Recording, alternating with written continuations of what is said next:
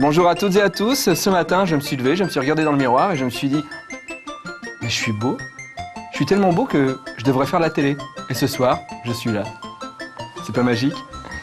Dans 101% aujourd'hui, reportage Lego Batman, Temps perdu, Retro and Magic Mist et les news. Mais bien sûr, 101% ne serait pas 101% sans un invité. Et aujourd'hui, mesdames et messieurs, un invité exceptionnel. Il tourne dans Nerds, il est dans Mange Mon Geek, il est à la base de Mange Mon Geek, il a fait des tonnes de films, Chemical Menace, très connu sur le net. Mesdames et messieurs, Monsieur Poulpe. Bonjour. Bonjour. Bonjour. Bonjour Monsieur Poulpe. Alors, merci d'être venu, merci, ça fait plaisir. Une question avant qu'on regarde les news. Monsieur Poulpe, pourquoi Le nom? Oui. Parce que en fait, je faisais plein de choses en même temps, et en même temps, j'étais super mou. Donc un rapprochement avec le poulpe, et puis monsieur devant, ça fait tout de suite classe devant les filles. Donc Monsieur Poulpe, voilà. D'accord. Mais on regarde les news et juste après, Monsieur Poulpe vous donnera son vrai nom et son vrai prénom.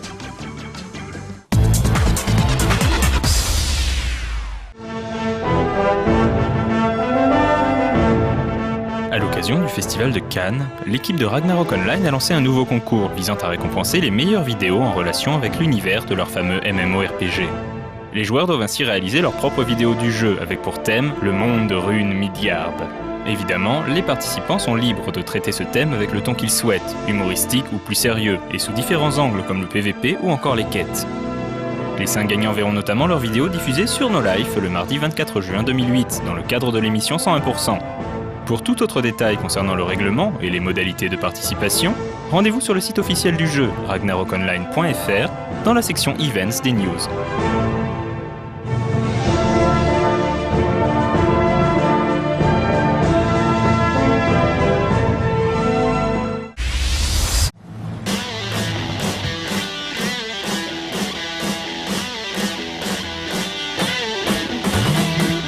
Sans grande surprise, Activision vient d'officialiser la sortie à l'automne prochain du 4e volet de la série Guitar Hero, sous-titré pour l'occasion World Tour. Cette fois-ci, le joueur aura non seulement à sa disposition une guitare, mais aussi une batterie et un micro. Des accessoires qui semblent devenus indispensables pour ce type de jeu, après le succès rencontré par Rock Band aux États-Unis uniquement pour le moment. Une autre innovation fera également son apparition, il s'agit d'une sorte de studio, permettant aux joueurs de composer, jouer et enregistrer leurs propres morceaux, avec la possibilité par la suite de les partager via le online. Bien entendu, quantité de modes de jeu seront disponibles, mais on soulignera surtout la présence du mode Battle of the Bands, permettant à 8 joueurs de s'affronter en ligne.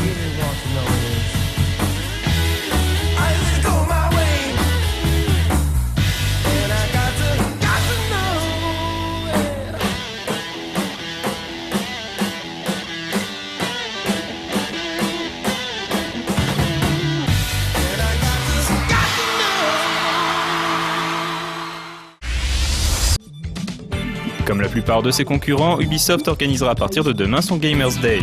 La petite nouveauté en revanche, c'est que le groupe français a ouvert un site pour permettre au public de visionner en live la conférence d'ouverture qui débutera donc demain à 19h. Une initiative sympathique qui devrait permettre aux spectateurs de découvrir sans attendre les premières annonces d'Ubisoft.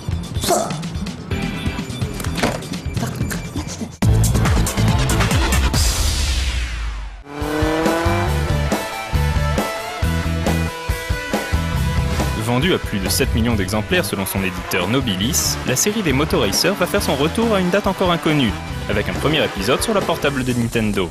Visiblement, les joueurs auront accès à de nombreuses motos avec lesquelles ils pourront participer aux 4 disciplines présentes dans le jeu, à savoir les classiques, MotoGP, Supercross, Traffic et Freestyle. DS oblige, le pilotage pourra se faire au stylet et il sera possible d'affronter d'autres joueurs grâce au Wi-Fi.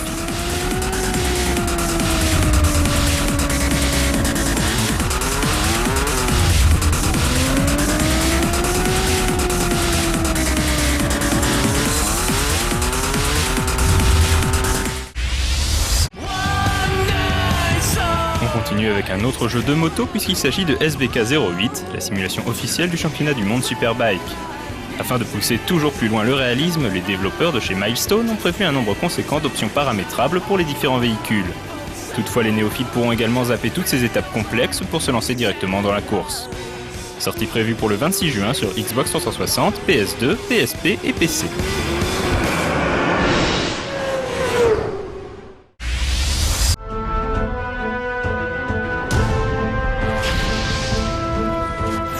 Dungeon Party est le tout nouveau jeu massivement multijoueur du studio Cyanide, connu pour avoir donné naissance à Cycling Manager et Chaos League. Le principe de ce MMO est simple. 2 équipes de 5 joueurs sont lâchées dans un donjon infesté de monstres, et devront récupérer un trésor caché au fin fond de ce dernier.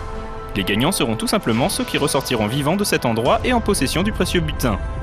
6 classes de personnages seront disponibles pour former l'équipe la plus complète possible. Le jeu sortira vers la fin de l'année.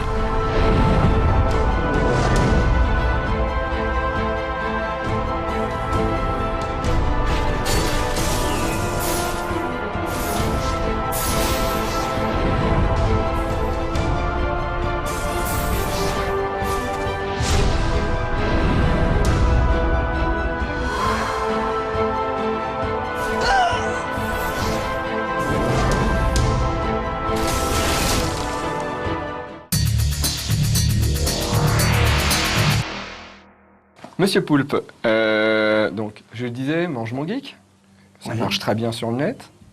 Oui, oui, effectivement. Présentateur du film web de Laurent, Oui, oui. même scénariste d'un dessin animé, on peut le dire. Oui, scénariste d'un dessin animé, oui, sur une chaîne de la TNT. D'accord. Pourquoi autant de créations Qu'est-ce qui pousse Qu'est-ce qui pousse? Eh bien, il y a beaucoup de choses qui poussent, comme par exemple quand je suis avec vous. Je vais boire dans mon mug. Pour vous donner de la contenance des vies, bien entendu. Bien, j'ai besoin de créer parce que sinon je me sens mal, je sais pas. J'ai un besoin vital de créer des choses pour me sentir exister, je pense. D'accord. Et donc beaucoup de gens l'attendent, votre nom et votre prénom. Oui, ben, je pense qu'ils peuvent l'attendre encore quelques instants, peut-être pour le plateau suivant, Davy. D'accord. Ah oui, c'est ça en fait. On va faire un truc, à chaque plateau, à la fin, on va dire, dans le plateau d'après, le nom et le prénom de Monsieur Poulpe. Comme ça, les gens ont envie de rester sur la chaîne, quoi. D'accord. Vous avez quelque chose à dire à votre famille? Non. Mais on regarde le reportage Lego Batman. Tu kiffes Batman? Non.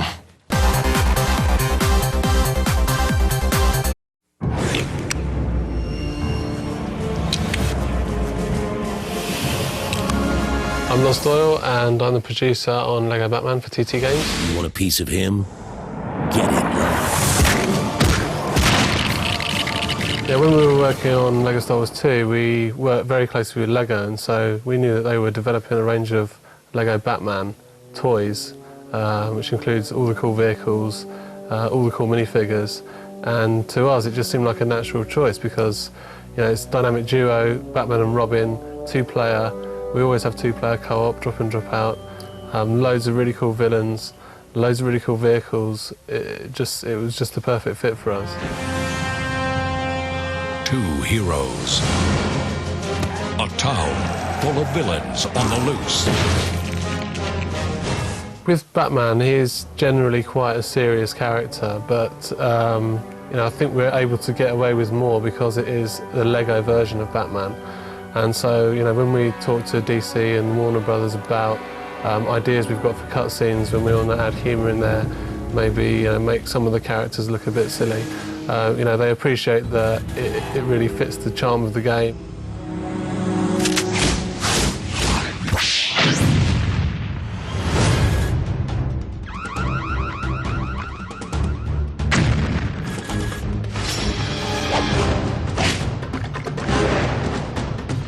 The new features in Lego Batman are the different suits and abilities of the characters. So Batman and Robin have 4 different suits each, which give them different abilities which complement each other in the levels.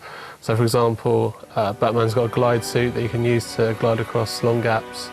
We have Robin's Magno suit that you can use to walk up magnetic surfaces and go upside down and so on. But we also have the villain mode. Villain mode is a massive new addition for us, whereby you play through the story from the villain's perspective, which really is a huge, exciting feature for us.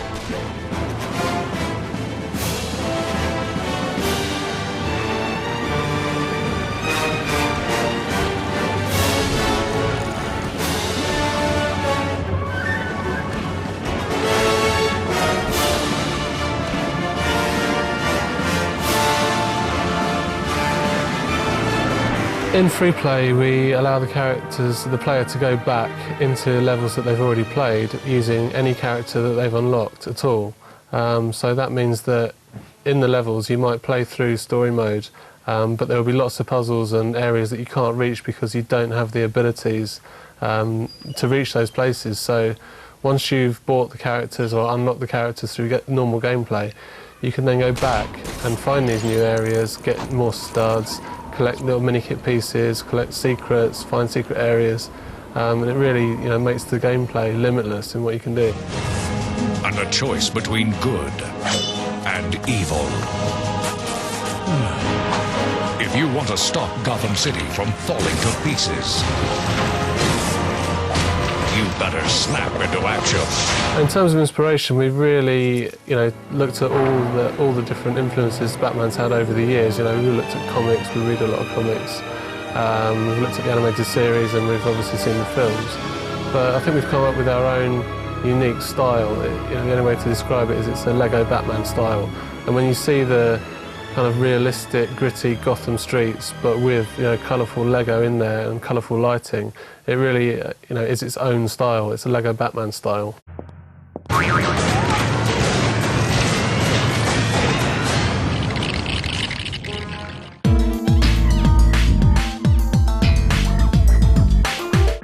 Alors, Monsieur Poulpe, il est presque adulte maintenant, quand même. Il a un travail, on va pas en parler. Hein? Non, on peut pas. On peut pas, on n'a pas le droit. C'est contractuel, c'est ça? Exactement. Mais par contre, Monsieur Poulpe a eu une enfance et une adolescence. Et donc, Monsieur Poulpe n'a pas toujours vécu à Paris. Donc ça, on le sait, il a vécu à Buchy. À Buchy. C'est ça, j'ai bien vu mes fiches, c'est ça? Exactement. Et aussi, il a habité dans une ville, Carpentras. Oui. Et, et un jour, il est allé au restaurant qui s'appelle la Perle d'Asie. Effectivement.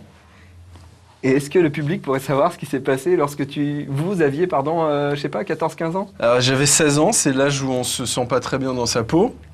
Et donc j'avais 16 ans, c'était à l'époque, c'était dans les années 90, donc c'était la période grunge. Donc j'avais les cheveux longs. J'aime bien ça. Ouais, j'avais les cheveux longs comme ça, mais en fait c'était la honte parce qu'il poussait plus à partir de là et en fait il rebiquait et ça me faisait comme si j'avais la coupe de Nana Mouskouri. Bref, c'est un détail. Et donc j'avais les cheveux longs et pardon, excusez-moi. Et donc je suis allé à un restaurant chinois avec mes parents. Et donc c'était le midi, mais je venais de me réveiller, donc j'étais pas très bien réveillé, et donc j'étais un petit peu barbouillé, comme on dit à la télévision, des années 80. Et donc en fait, je mangeais des nems, etc. Et j'ai beaucoup mangé. Et puis d'un coup, en fait, j'ai senti que j'avais vraiment trop mangé. Je sentais une bulle d'air en fait qui était bloquée là, et j'avais besoin de rôter pour me sentir mieux. Donc je disais à mes parents, et je suis désolé, discrètement, j'essayais de dire ça dans le restaurant. Excusez-moi, faut que je rote, j'ai une bulle d'air, etc.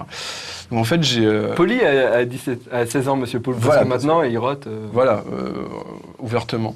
Et donc, à cause de cette expérience, justement, maintenant, je prends plus de gants.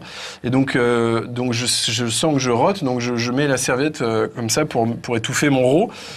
Et en fait, il faut. Donc, je pense que vous savez. Monsieur Mourier, dans les restaurants asiatiques, il y a toujours des serviettes qui ont des plis qui sont très très grandes en papier, je sais pas pourquoi. Des trucs énormes. Et donc je déplie la serviette et je rote comme ça. Et en fait, ça n'était pas un rot, c'était du vomi. En fait, c'était un conglomérat de nems et de nouilles. Et donc, en fait, je vomis dans mon assiette qui fait une espèce de ballon gigantesque qui grossit dans mon assiette.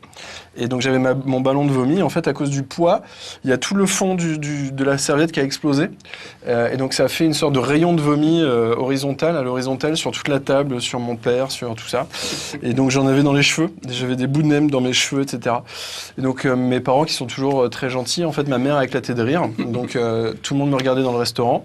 Ma mère pleurait de rire. Mon père s'essuyait comme ça. Et moi, j'ai dû traverser la salle de restaurant avec du vomi dans mes cheveux et sous les rires de tous les gens. Voilà. Et donc, depuis, plus de restaurants chinois? Plus de cheveux longs, surtout. Et puis... plus de vomi? Plus de vomi non plus, j'essaie d'éviter. D'accord. Bon, on va regarder Temps perdu, et juste après, on va enfin découvrir le nom et le prénom de Monsieur Poulpe.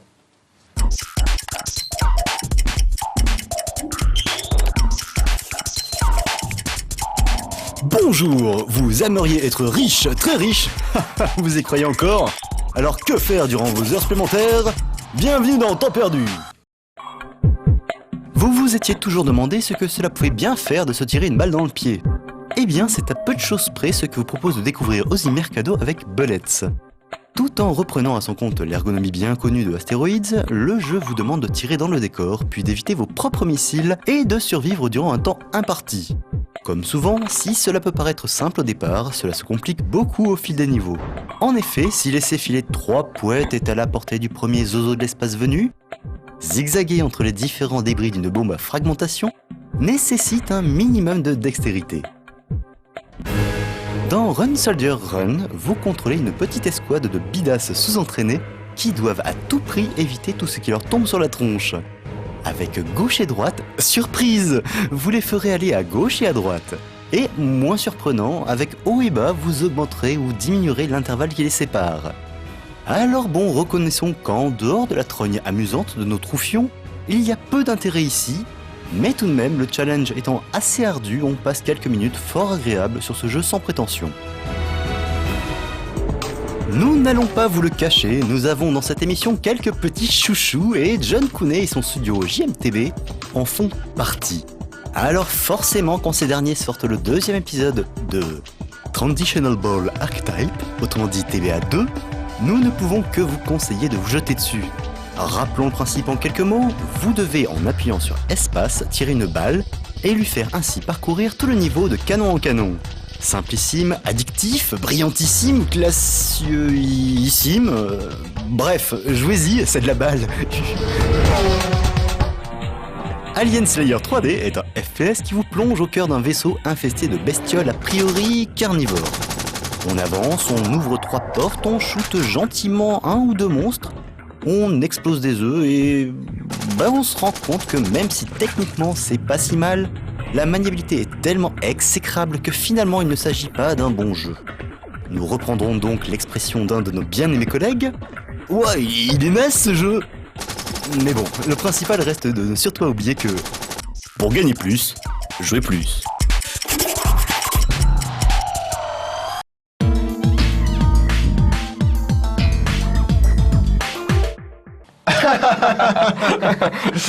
Poulpi, je peux vous appeler Poulpi? Oui, bien sûr. Bon, très bien. Poulpi, comme vous le savez, dans 101%, il y a le top 5. Oui. Tout le temps le top 5. sûr. Et donc c'est maintenant. Ok. Voilà. Donc jingle, parce qu'il faut un jingle. En 5e position, des trucs à faire dans GTA qui sont interdits à geek dans la vraie vie. Allez voir une prostituée. Effectivement. Ça paraît plausible. Logique. 4e position. En 4e position, des trucs à faire dans GTA qui sont interdits à un geek dans la vraie vie. Voler une voiture pour aller voir une prostituée.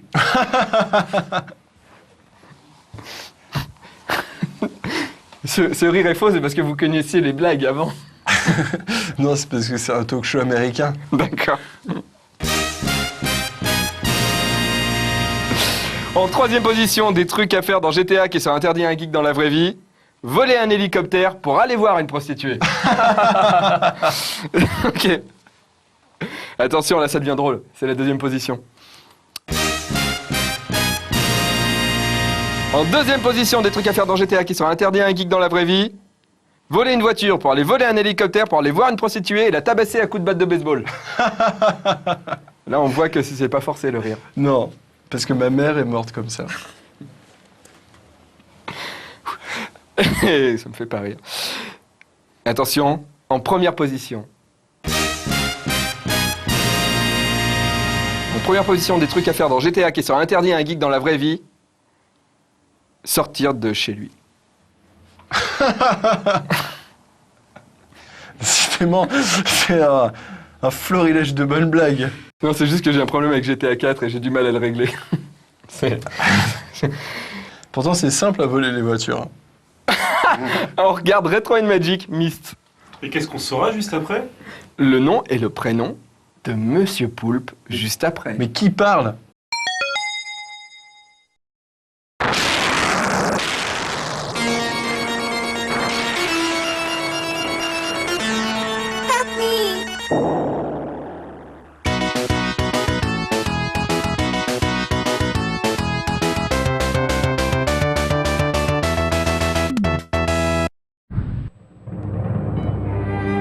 En septembre 1993, les frères Rand et Robin Miller révolutionnent le jeu d'aventure avec un titre qui fait désormais figure de classique, Myst.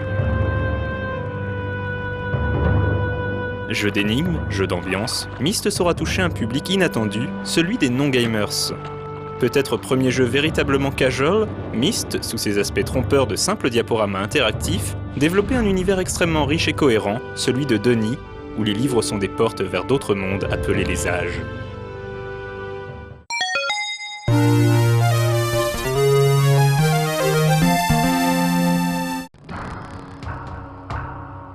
Après avoir ouvert un étrange livre tombé du ciel, le joueur, un aventurier culturellement ambigu sans âge ni visage et asexué, débarque sur l'île de Myst, enveloppé dans la brume. Nulle âme qui vive à l'horizon, mais des structures étranges et autres machines mystérieuses. Au fil de ses explorations, le joueur découvre alors la bibliothèque du maître des lieux, un homme nommé Atrus, dernier descendant du peuple Denis qui maîtrisait jadis l'art de créer de nouveaux mondes en les couchant sur papier.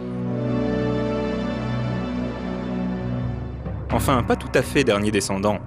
Les livres de la bibliothèque tiennent captifs les deux fils d'Atrus, Cyrus et Akénar, implorant tous deux le joueur de les libérer. Qui croire, qui aider, au joueur de faire son choix au fil de ses découvertes dans les âges de Myst. Les frères Miller commencèrent à travailler sur Myst dès 1991. Le jeu tirait parti de tous les logiciels de création qui émergeaient à l'époque. Photoshop, Premiere, Stratavision, QuickTime. À sa sortie, le jeu était une véritable claque graphique et technique.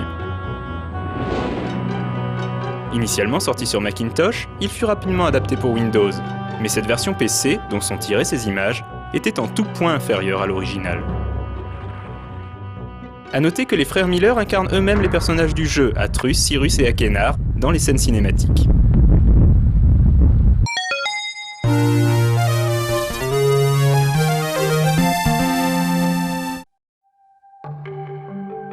L'énorme succès rencontré par Myst permet aux frères Miller de se consacrer à un projet encore plus ambitieux, Riven. À cette époque, l'univers de Myst est en pleine expansion, notamment grâce à la publication de romans explorant le passé des personnages et de la civilisation Denis. Ainsi, Riven, bien que reprenant là où Myst s'était arrêté, est également en relation directe avec le premier roman de la saga, le livre d'Atrus. Le protagoniste du premier épisode est cette fois-ci à la recherche de Catherine, l'épouse d'Atrus, retenue prisonnière par le père de celui-ci, un Denis mégalomane et malfaisant nommé Gen. Avec ses graphismes spectaculaires en 3D précalculés, Riven proposait une expérience particulièrement dépaysante. Bien que toujours aussi zen, le jeu était notoirement plus difficile que son aîné. Les énigmes du monde de Riven sont complexes et retorses, obligeant le joueur à user autant de logique que d'imagination. Riven demandera 4 ans de travail à Cyan, la société des frères Miller, mais cela n'est rien en comparaison de ce qui était à l'époque leur nouveau grand projet, un jeu d'aventure sur internet entièrement communautaire.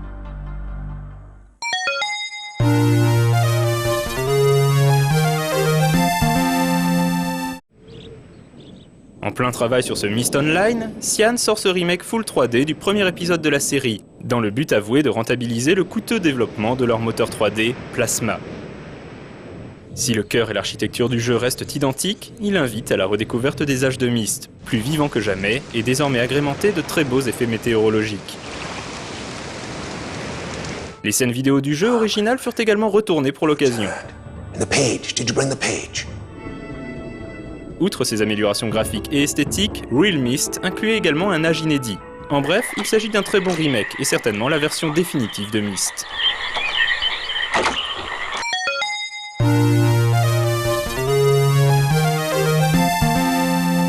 Comme nous partons quelques jours, j'avais quelques... Alors que notre anonyme héros rend une visite de courtoisie à Atrus et sa petite famille, un sinistre personnage apparaît pour jouer les troubles fêtes. Saavedro, le méchant de cet épisode, incarné à l'écran par l'excellent Brad Dourif, désire venger la destruction de son monde en dérobant Rilishan, l'âge parfait grâce auquel Atrus comptait ressusciter la civilisation Denis. Évidemment, c'est le joueur qui va devoir poursuivre le vil personnage pour récupérer l'âge perdu. Certainement le plus mal aimé des épisodes de Myst, Exile était également le premier à n'être pas développé par Cyan, même si les frères Miller supervisèrent le titre. Mais leur participation se limitait davantage au scénario et à la cohérence de celui-ci vis-à-vis du reste de la saga. Malgré ses faiblesses de gameplay, le jeu était graphiquement très abouti, les plans fixes des épisodes précédents laissant désormais la place à une technologie de bulle 3D. Le jeu bénéficie également d'une excellente bande-son signée Jack Wall.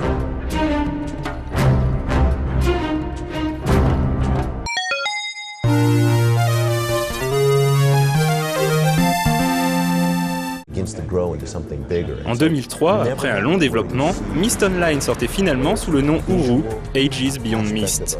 Un jeu d'aventure et d'exploration offrant à la fois une partie en solo et une partie massivement multijoueur. Peut-être trop en avance sur son temps, le mode online d'Uru ne parvint pas à trouver son public et ne dépassa pas le stade de la bêta.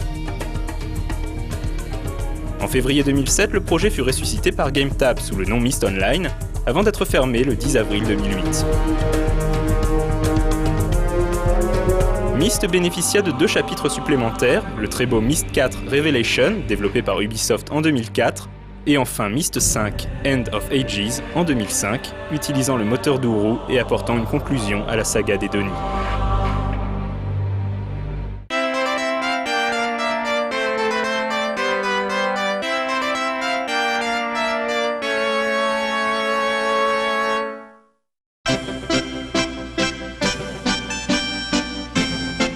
Voilà.